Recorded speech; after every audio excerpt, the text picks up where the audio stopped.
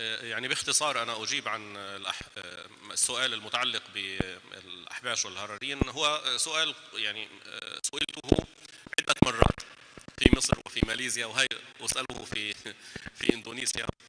عموما أخي الفاضل، أنا أقول لك بحسب علمي ومعرفتي، الأحباش عموما هم منتسبون للأشاعرة عموما. نعم لهم أخطاء، منتسبون للمذهب الشافعي.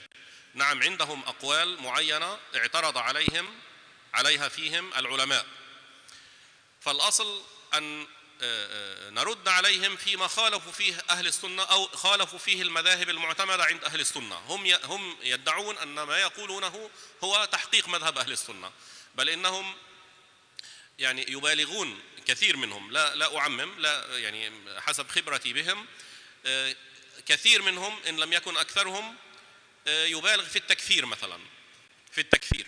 هذا موجود. هل هذا خطأ؟ نعم خطأ. هل هو انحراف عن المعتمد؟ هذا الذي كنت أقوله قبل قليل.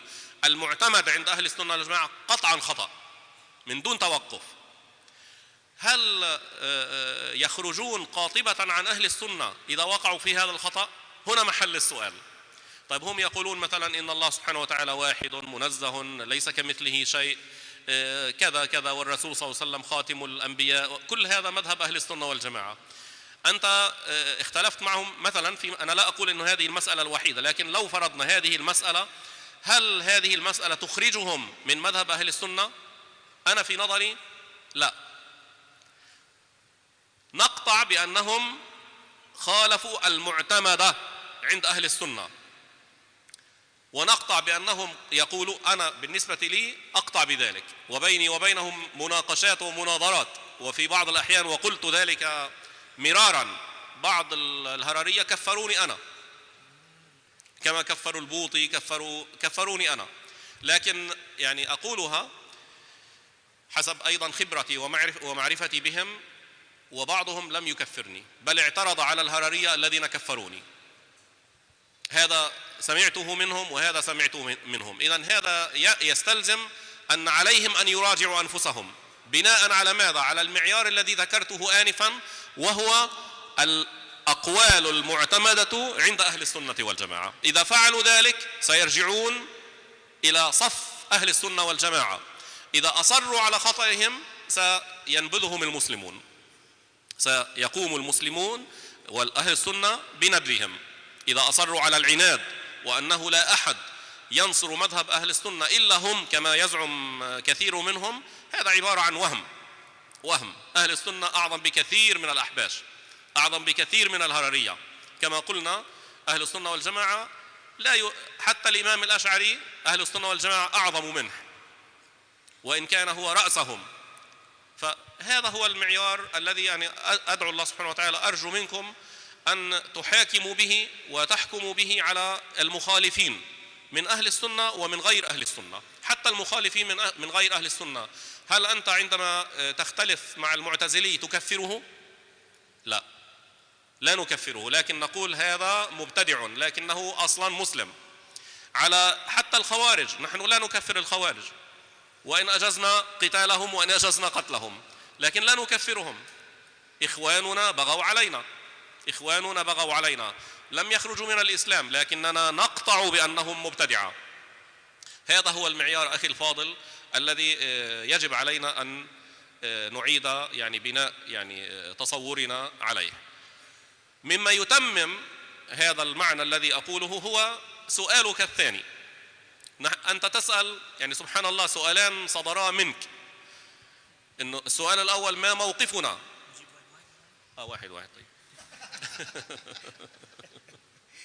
Nah, baik, pertanyaan yang pertama tadi ditanyakan adalah bagaimana pendapat Syekh tentang kelompok Ahbash Al-Harariyin, ya.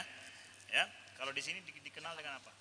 Jadi bagaimana pendapat Syekh tentang kelompok Ahbash ini? Syekh mengatakan bahwa kelompok Ahbash ini itu yantasib, dia memang menisbahkan dirinya kepada kelompok Ahlus Sunnah wal Jamaah. Nah, begitu juga dalam masalah fikih, ya mereka juga mengikuti Imam Syafi'i misalkan. Cuma ada perkataan-perkataan mereka yang banyak para para ulama dari Ahlus Sunnah wal Jamaah yang juga menolak ataupun menjawab perkataan-perkataan mereka yang tidak tepat. Lalu kemudian ada di antara mereka yang mereka itu bercanggah dengan usul Ahlus Sunnah yang mu'tamad. Pendapat Ahlus Sunnah yang mu'tamad. Misalkan apa? Mudah mengkafirkan orang lain. Mereka mengkafirkan Syekh Buti, bahkan mereka mengkafirkan saya, kata Syekh.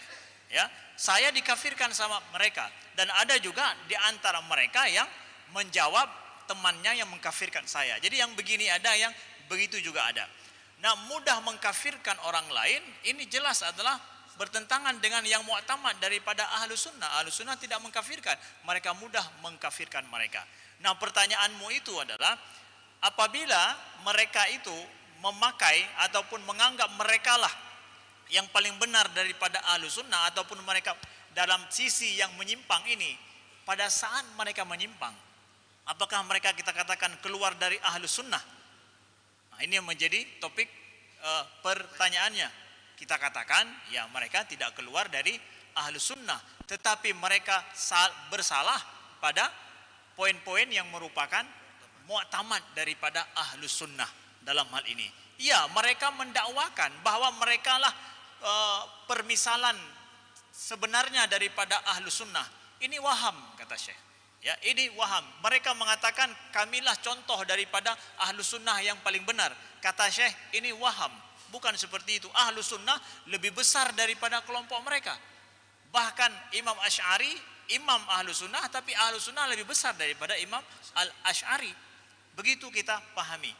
Maka dari sini kita tidak mengkafirkan siapapun menurut Ahlus Sunnah. Bahkan Khawarij tidak dikafirkan. Khawarij tidak kita kafirkan, tapi kita katakan mereka mubtadi'ah.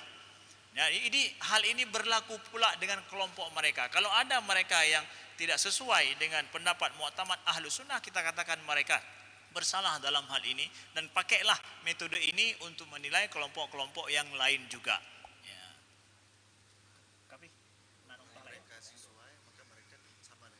Ya, kalau mereka sesuai, yang mereka pegang itu sesuai dengan yang mu'tamad daripada Ahlus Sunnah, maka mereka sesuai dengan kita. Kalau tidak, maka mereka akan dianggap manbus.